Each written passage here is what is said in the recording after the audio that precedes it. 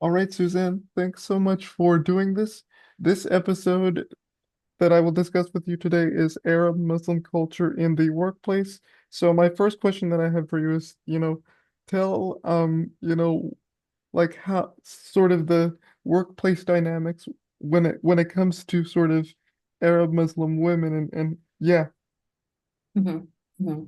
Yeah, so I would say, one of the biggest things is just really kind of navigating how much of our identities or how much of who we are that we feel safe, presenting in a workspace. There's often this thing called code switching that takes place among different minority groups, where it's almost like we have to create a more palatable version of ourselves, kind of toning down, our identities, like, being Arab, being Muslim. Um, with women, that's a whole other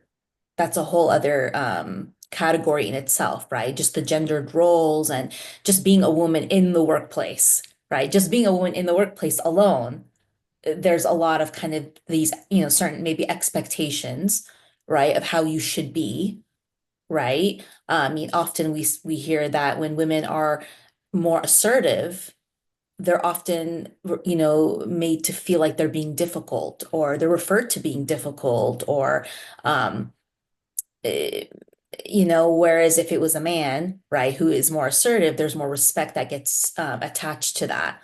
So there's often this pressure to kind of appear more soft, agreeable, um, that in itself is just kind of toning that down. But then add in being an Arab and a Muslim woman. I mean, if you're Muslim, sometimes, there's some Muslim women that wear hijab, which is a head covering. And, depending on certain jobs or workspaces, that in itself can be a challenge, right? I mean, I know like years back, I remember there was a story about a Muslim woman who I don't know if she got denied the job, or if they told her that she couldn't wear it, but it was at Abercrombie. I think it was Abercrombie and Fitch, but Hmm. where they had an issue with her wearing hijab, right? Because they didn't feel like it fit the look, or it fit that environment. So, obviously that's one example. Um, but also, I think another thing is microaggressions. I know for me, just in general, right? Whether it's in workspace or just meeting people, oftentimes, sometimes people will ask me like, "Oh, where are you from?"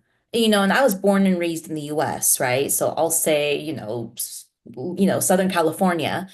And then sometimes they'll kind of look and be like, "Well, where are you really from?"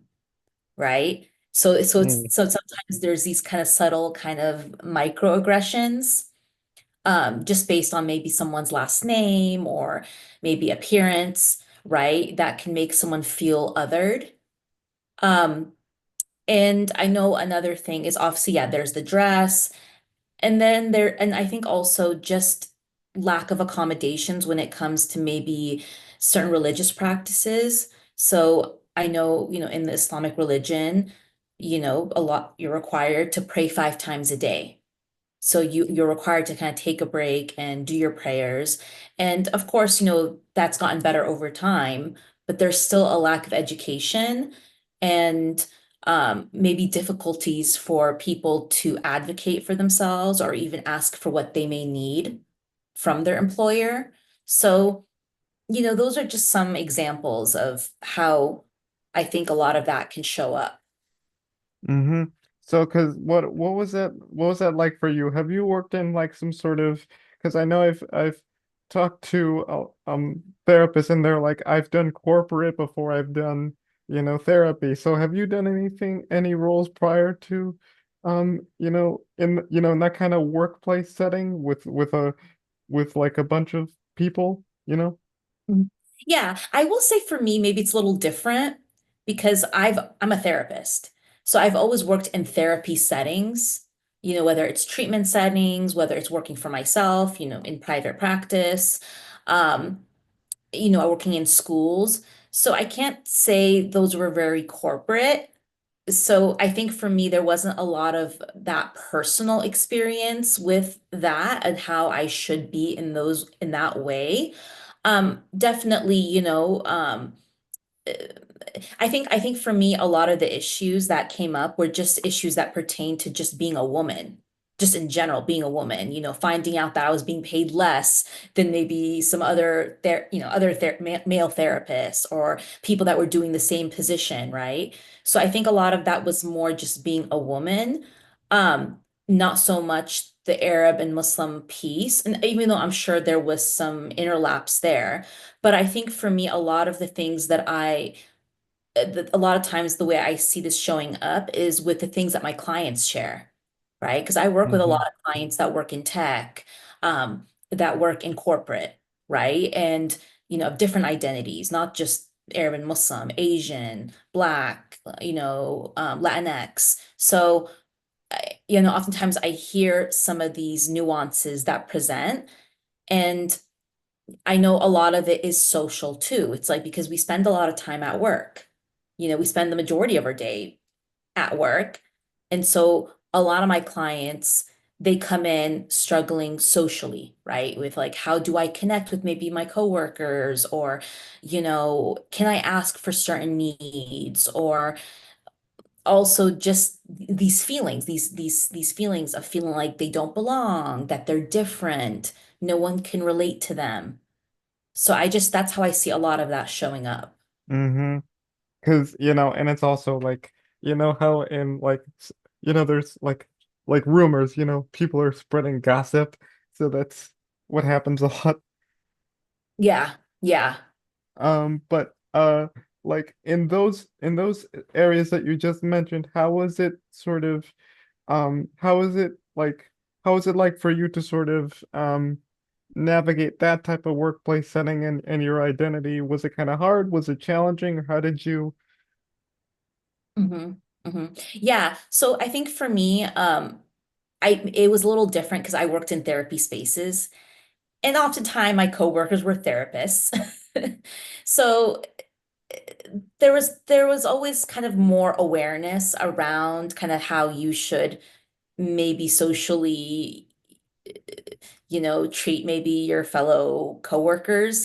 So there wasn't as much of a lack of education. I mean, it still was there.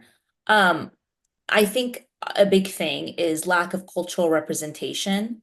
I mean, I think that, shows up in workspaces, right? Even when we see like even when there's like culturally responsive trainings, there isn't a lot of representation when it comes to Arabs and Muslims. It's maybe a sentence, it's maybe a paragraph, it's maybe a nice little, picture of diversity, and maybe there's a woman wearing a headscarf.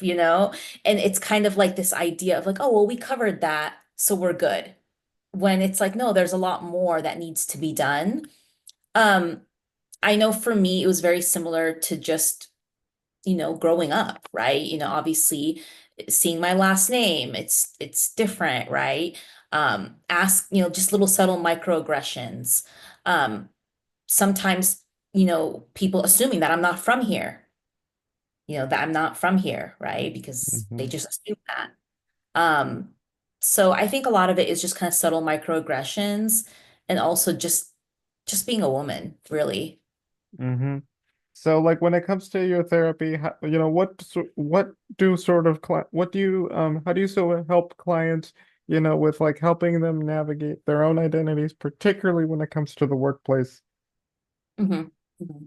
Yeah, so a lot of times, just giving space for some of these challenges and struggles, um, validating how difficult it is to kind of be in that space where, you obviously want to assimilate and be part of a group, right? Be part of your workspace, but also maybe some of that frustration of having to tone down parts of who you are, and also feelings of maybe powerlessness around feeling like they can't speak up if they do hear, certain remarks that are offensive or Like, for example, like I had a client who shared that someone had made a pretty racially insensitive comment and they laughed it off because they were uncomfortable and they felt like they couldn't say anything,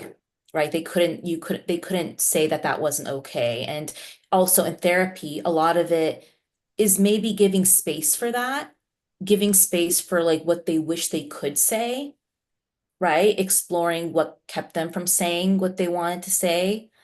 Um, Feelings of anger, grief, um, the feeling of not belonging, right?